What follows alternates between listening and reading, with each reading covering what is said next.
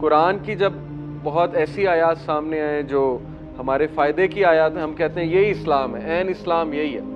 لیکن جیسے ہی قرآن میں حلال اور حرام کا ذکر آنا شروع ہو، قرآن میں ایسی باتیں جو ہمیں شیک کریں، جالٹ کریں، اندر سے ویک اپ کال دیں، پھر ہم سوچ میں پڑ جاتے ہیں، ڈاؤٹ میں آ جاتے ہیں کہ یار ایسا کیسے ہو سکتا ہے۔ آج دین جو ہے وہ انفارچونیٹلی، میں کچھ کسی کو برا نہیں کہنا چاہتا، لیکن انفارچونیٹلی وہ لوگ دین پڑھا رہے ہیں جن کی اپنی ایموشنل انٹیلیجنس بہت کم ہے، یا جن سے یوتھ ریلیٹ نہیں کر پاتی۔ ہمارا یہ کہیں نہ کہیں کنسیپٹ بن گیا تھا کہ جو بچہ بیکار ہے اس کو دین پڑھاؤ، اور جو بچہ انٹیلیجنٹ ہے اس کو جو ہے وہ دنیا پڑھاؤ، تاکہ وہ دنیا میں بہت آگے جائے۔ جب بندہ ارادہ کر لیتا ہے پھر اس کی راہ ہموار ہو جاتی ہے، پھر اللہ کنیکٹ کرتا ہے، پھر وہ ڈھونڈتا ہے اور اللہ اسے وہ چیز دے دیتا ہے جو چیز وہ ڈھونڈ رہا ہوتا ہے۔ اسپیشلی اگر آپ نماز میں اہدینا الصراط المستقیم بہت نیت کے ساتھ کہتے ہیں، اس کا ترجمہ ہے نا ہمیں صراط مستقیم پہ چلا، تو ایسا کیسے ہو سکتا ہے اللہ آپ کو جو ہے وہ صراط مستقیم کی جگہ غلط راستے پہ چلائے گا، جبکہ آپ اس سے مانگ رہے ہیں کہ صراط مستقیم مجھے دے۔ میں یونیورسٹی کا اسٹوڈنٹ ہوں، اسکول کا اسٹوڈنٹ ہوں، میں تمہیں پروو کرتا ہوں کہ یونیورسٹی میں نظر جھکائی جا سکتی ہے، اس کے لیے کوئی راکٹ سائنس نہیں ہے، میں پروو کر کے دکھاؤں گا۔ آپ جاب پہ ہیں، آپ پروو کر کے دکھائیں، میں آپ کو پروو کر کے دکھاتا ہوں کہ اپوزٹ جینڈر سے کیسے بات کرتے ہیں، رسپیکٹفلی بات کرتے ہیں، اسلامی اسلوب سے بات کرتے ہیں، یہ آپ نے پروو کرنا ہے۔ آپ میں سے کسی کو مثال بننا ہوگا، میں بتاتا ہوں، میں دکھاتا ہوں کہ آج کے دور میں بھی بچا جا سکتا ہے پورن سے، میں بچ کے دکھاتا ہوں۔ سب سے پہلے سورہ یونس کی verse 57، one of my favourite ayahs about Quran, the purpose of Quran, قرآن کا مقصد کیا ہے اور قرآن ہماری کیا یاد دہانی کراتا ہے، اور قرآن ہمارے لیے کتنا بڑا اینٹیڈوٹ ہے، اسپیشلی آج کے دور میں، ویسے تو ہر دور میں، لیکن ظاہر ہے کہ جس دور سے آج ہم گزر رہے ہیں، اگر آپ ایک نظر دوڑائیں، ہماری جو یوتھ ہے نا آئیڈینٹی کرائسس میں ہے لٹرلی، اور جس طرح ان کی تربیت ہو رہی ہے نا یونیورسٹی سے بھی اور گھر سے بھی انفارچونیٹلی، اور جس طرح ویسٹرن مغربی ویسٹرن نیریٹو ہم پہ مسلط کیا جا رہا ہے، تو ہماری آئیڈینٹی بہت ڈینجر میں ہے، بہت ڈینجر میں، ٹرسٹ می، ہمارے نوجوانوں کی آئیڈینٹی بہت ڈینجر میں ہے۔ کل کو آپ نے کارپوریٹ سیکٹر میں جانا ہے، جابز کرنی ہے، لوگوں سے منسلک ہونا ہے، مختلف قسم کی ذہنیت کے لوگ آپ کو ملیں گے، بہت چانس ہے کہ ہمارا ایمان جو ہے وہ ڈیمیج ہو، اور بہت چانسز ہیں کہ ہمارا عقیدہ ڈیمیج ہو، ہماری کریڈ ڈیمیج ہو، جو کریڈ ماں باپ کو بچپن سے بنانی چاہیے تھے بچے کی، انفارچونیٹلی وہ نہیں بنائی۔ آج ہو کیا رہا ہے کہ ہمارا جو بچہ جب بڑا ہوتا ہے، یونیورسٹی میں جاتا ہے، پھر کارپوریٹ سیکٹر میں جاتا ہے، وہ سارا وہ فلسفہ گھول کر پی چکا ہوتا ہے، جو فلسفہ ایکچولی جس کے خلاف مذہب آیا تھا اور جس کے خلاف رسول اللہ صلی اللہ علیہ وسلم نے اسٹیٹس کو چیلنج کیا تھا، وہ سارا فلسفہ ہم گھول کر پی چکے ہوتے ہیں۔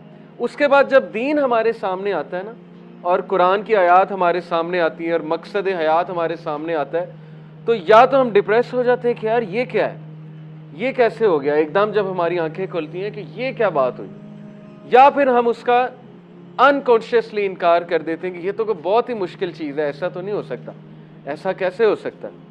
وجہ کیا ہے کہ ہم نے بجائے کہ قرآن کو لینس بنانے کے، ہم نے اپنے دنیاوی نیریٹو کو لینس بنایا۔ اب اس لینس کے مطابق ہم مذہب کو بھی پرکھتے ہیں، دین کو بھی پرکھتے ہیں، اس کے مطابق ہم حدیث کو بھی پرکھتے ہیں، اس کے مطابق ہم صحیح اور غلط کو بھی پرکھتے ہیں۔ جب کوئی حدیث مزاج کے مطابق مل جائے ہم کہتے ہیں یہ اسلام ہے، جب کوئی حدیث مزاج کے خلاف، سائیکالوجی کے خلاف جائے تو ہم اس کو چیلنج کرنے لگ جاتے ہیں، ہم پھر سوچتے ہیں کہ یار پتہ نہیں یہ بات کیسے ہو سکتی ہے، تو سمجھ میں آنے والی نئی بات ہے۔ قرآن کی جب بہت ایسی آیات سامنے آئیں جو ہمارے فائدے کی آیات ہیں، ہم کہتے ہیں یہی اسلام ہے، عین اسلام یہی ہے۔ لیکن جیسے ہی قرآن میں حلال اور حرام کا ذکر آنا شروع ہو، قرآن میں ایسی باتیں جو ہمیں شیک کریں، جالٹ کریں، اندر سے ویک اپ کال دیں، پھر ہم سوچ میں پڑ جاتے ہیں، ڈاؤٹ میں آ جاتے ہیں کہ یار ایسا کیسے ہو سکتا ہے۔ آج یہی خطرہ، یہ جو مینٹالٹی ہے نا کہ ہم اپنی سائیکالوجی کے مطابق دین کو بھی دیکھ رہے ہیں، یہ بہت بڑا شرک ہے۔ یہی مسٹیکس پرانی امتوں نے کمٹ کی تھی کہ وہ اپنی سائیکی کے مطابق، اپنی نفسیات کے مطابق ہر چیز دیکھنا چاہتے تھے، یہی بنی اسرائیل کی سب سے بڑی مسٹیک تھی۔ آج ہم بھی وہی کر رہے ہیں، ہمارے سامنے نبی کا کوئی حکم آتا ہے، ہم کہتے ہیں یہ تو بہت سخت بات ہے، نبی تو ایسی بات کر ہی نہیں سکتا، یہ تو عقل کو نہیں لگتی, تو لاجک کو نہیں لگتی, یہ تو مولویوں نے بات بنائی ہوئی ہے. وداؤٹ ڈوئنگ اینی ریسرچ ہم میں سے کتنوں کو سورسز آف شریعہ پتہ ہے؟ اگر میں اپنی کلاس میں مطلب اکثر اسٹوڈنٹ سے پوچھتا ہوں, وہ لیول کو پڑھاتا ہوں میں, کہ سورسز آف شریعہ کیا ہوتی ہیں, اگر تو اسلامیت میں پڑھا ہے جواب دے دیتے ہیں, ادروائز یہ بھی نہیں پتا سورسز آف شریعہ ہے کیا. قرآن نمبر 1, حدیث نمبر 2, اس کے بعد آثار صحابہ کے اقوال نمبر 3, اجماع نمبر 4, کنسنسس اجماع کیا ہوتا ہے یہ بھی نہیں ہم نے اتنا پڑھا, قیاس نمبر 5, اجتہاد نمبر 6, عرف نمبر 7, عرف کسٹم آف سوسائٹی, کسٹم بھی دیکھا جاتا ہے لیکن وہ لیسٹ ہے. اگر کوئی معاملہ قرآن سے نہیں سمجھ آ رہا ہے حدیث کی طرف ریفر کریں, حدیث سے بھی نہیں آپ کو سمجھ آ رہا ہے, یعنی کہ آپ سمجھتے ہیں کہ اس پہ علماء کی رائے لینی چاہیے, تو آپ صحابہ کے اقوال پڑھیں, صحابہ کی تفسیر کی طرف جائیں. تفسیر ابن کثیر صحابہ کی تفسیر, ابن عباس کی تفسیر ہے, صحابہ سے بھی چلیں, آپ کو سم ہاؤ ایک میٹر نہیں نظر آ رہا. آپ اجماع دیکھیں, امت کا اجماع کس پہ, کنسنسس کس پہ, انٹلیکچوئلس کا. مثال کے طور پہ پردے کے ایشو کو لے لیں, پردے کا ایشو میں اجماع کہاں پر ہوا ہے؟ علماء کا اجماع. علماء سے مراد ہے تمام مکاتب فکر کے علماء کا اجماع.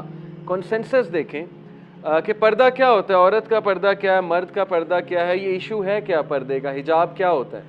وہاں سے بھی نہیں سمجھ آ رہا ہے, ایک چیز قیاس کی جا سکتی ہے, کوئی نیا مسئلہ درپیش آ گیا, اس میں قیاس ہوگا. جیسے ڈرگز کا معاملہ ہے, پہلے یہ ڈرگز کے نام ہم نے نہیں سنے جو آج کل ہم سن رہے ہیں, تو کیا یہ حرام ہے حلال ہے, قیاس ہوگا.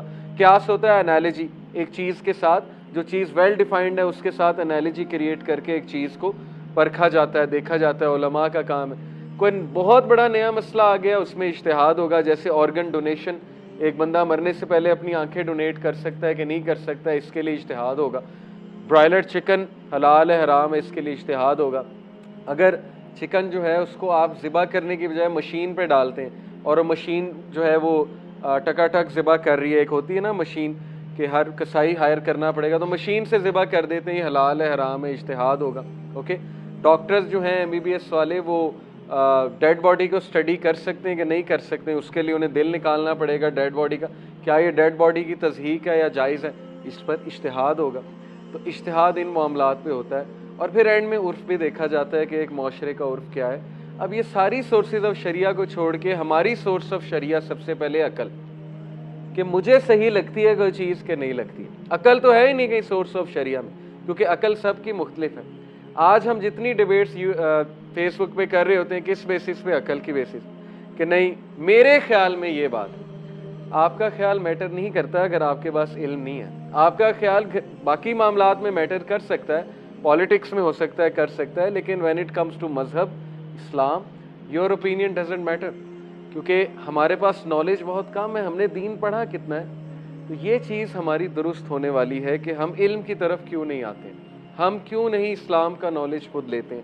افسوس کی بات ہے, آج دیکھیں دین یہ بہت بہت بڑی سازش, اس کے پیچھے آپ ریسرچ کرنے بیٹھیں.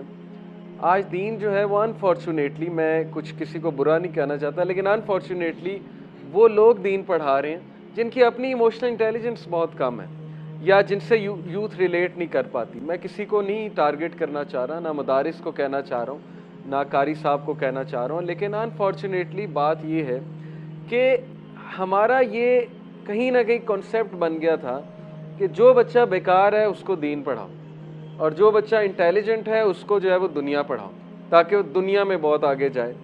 تو یہ کانسیپٹ کس نے چینج کرنا ہے؟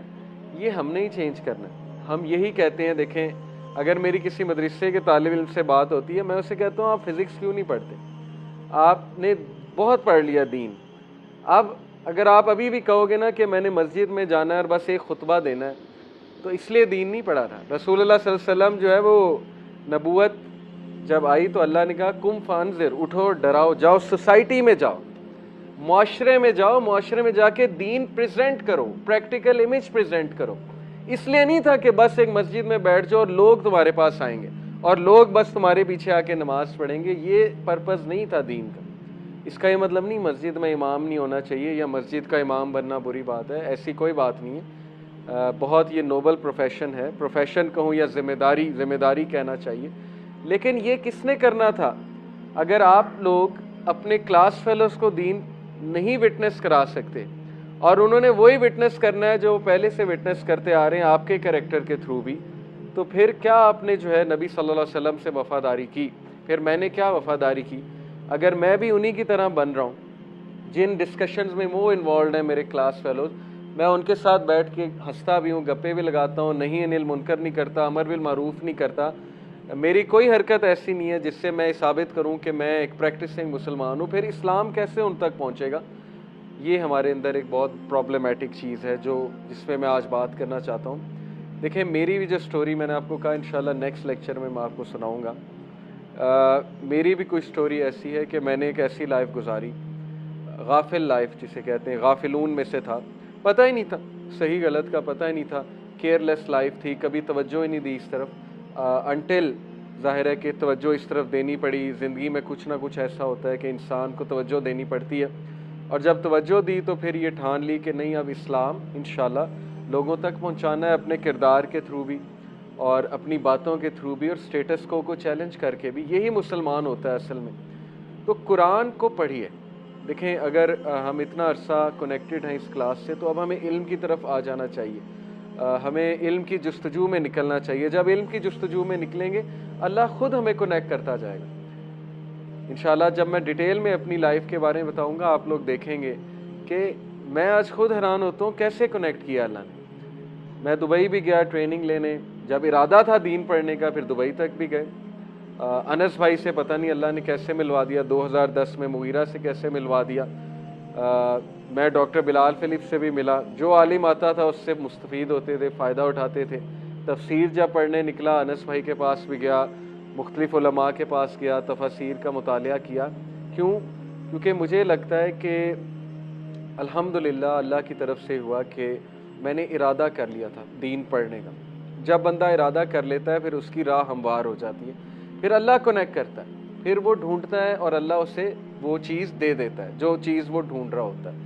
تو اس لیے اگر آپ ارادہ کریں گے دین پڑھنے کا, دین کو سمجھنے کا, تو انشاءاللہ اللہ تعالیٰ آپ کو صحیح لوگوں کے ساتھ ہی کنیکٹ کرائے گا. اسپیشلی اگر آپ نماز میں اہدینا الصراط المستقیم بہت نیت کے ساتھ کہتے ہیں, اس کا ترجمہ ہے نا ہمیں صراط مستقیم پہ چلا, تو ایسا کیسے ہو سکتا ہے اللہ آپ کو جو ہے وہ صراط مستقیم کی جگہ غلط راستے پہ چلائے گا, جبکہ آپ اس سے مانگ رہے ہیں کہ صراط مستقیم مجھے دے. تو یہ آپ لوگوں کا کام ہے, یوتھ کا کام ہے. آپ جیسے پڑھے لکھے لوگ اگر دین نہیں پڑھیں گے تو پھر یاد رکھیں کہ دین کو جو ریپرزینٹ کرنے والے لوگ ہیں ظاہر ہے انہیں پھر اس نظر سے نہیں دیکھتے عام لوگ, لیکن آپ لوگ کو ظاہر ہے کہ اس نظر سے دیکھتے ہیں کہ یہ چلتا پھرتا ہم جیسا عام بندہ ہے. اگر یہ دین کی بات کوئی کر رہا ہے تو اس کا مطلب ہم بھی دین پڑھ سکتے ہیں. اس کا مطلب دین کوئی سپرفیشل چیز نہیں ہے. ہم نے سپرفیشل بنا دی نا, ہم نے صحابہ کے کریکٹر کو سپرفیشل بنا دیا ہے کہ عام آدمی سوچتا ہے کہ یہ میں تو پہنچ ہی نہیں سکتا, میرا تو ہے ہی نہیں, تعلق ہی کوئی نہیں ہے. اندر وہ یہی سوچتا ہے, واہ واہ بہت کرتے ہیں لیکچر سن کے, لیکن اندر اندر یہی سوچ رہے ہوتے ہیں میرا تو ان سے کوئی تعلق نہیں. میرا آئیڈیل وہی ہے جیف بوسن, کیونکہ میرا تعلق پیسے کمانے سے, سکسیس سے ہے. سکسیس کا جو ہم نے ایک وہ امیج بنا دی ہے سوسائٹی میں کہ سکسیس از اے لیڈر, اس لیڈر کو کلائم کرنا ہے, دیٹ سکسیس. حالانکہ سکسیس میں لیٹرل گروتھ بھی ہوتی ہے. لیٹرل سے مراد ہے رائٹ اینڈ لیفٹ. ہم نے صرف ایک گروتھ رکھی اوپر, اس لیے ہر ماں باپ جو ہے وہ بچے کو فجر کے لیے نہیں اٹھاتا لیکن ٹیوشن بھیجنے کے لیے صبح بھی اٹھا دیتا ہے.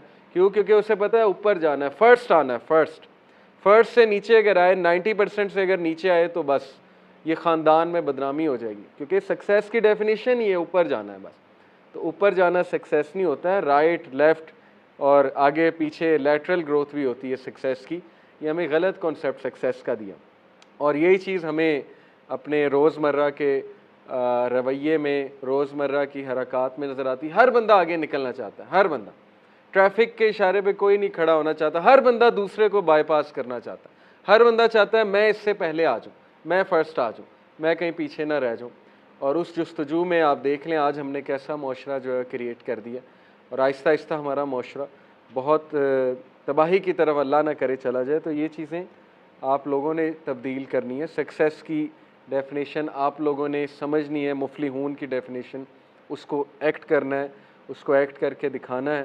اور اسلام ایز اے ضابطہ حیات آپ لوگوں نے دکھانا ہے. جب تک آپ لوگ یونیورسٹی میں جا کے نہیں دکھا سکتے کہ بھئی میں دکھاتا ہوں, میں یونیورسٹی کا اسٹوڈنٹ ہوں, اسکول کا اسٹوڈنٹ ہوں, میں تمہیں پروو کرتا ہوں کہ یونیورسٹی میں نظر جھکائی جا سکتی, اس کے لیے کوئی راکٹ سائنس نہیں ہے, میں پروو کر کے دکھاؤں گا. آپ جاب پہ ہیں, آپ پروو کر کے دکھائیں, میں آپ کو پروو کر کے دکھاتا ہوں کہ اپوزٹ جینڈر سے کیسے بات کرتے ہیں, رسپیکٹفلی بات کرتے ہیں, اسلامی اسلوب سے بات کرتے ہیں. یہ آپ نے پروو کرنا ہے. آپ میں سے کسی کو مثال بننا ہوگا, میں بتاتا ہوں, میں دکھاتا ہوں کہ آج کے دور میں بھی بچا جا سکتا ہے پورن سے. میں بچ کے دکھاتا ہوں, میں اس میں اپنے آپ کو جو ہے مثال بناتا ہوں, پیش کرتا ہوں.